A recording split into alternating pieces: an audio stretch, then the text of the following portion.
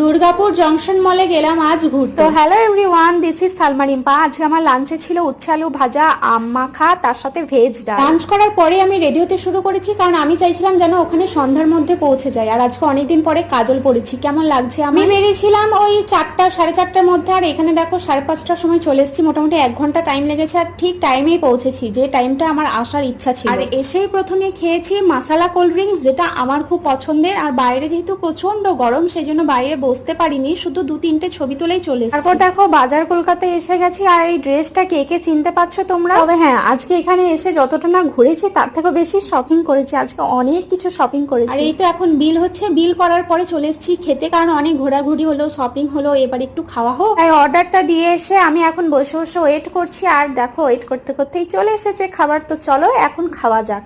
বাইরে খুব সুন্দর একটা হাওয়া দিচ্ছিল। তারপর চলে এলাম বাড়ি। আর আজকের মতো এতটুকুই। ওকে, চলো বাই।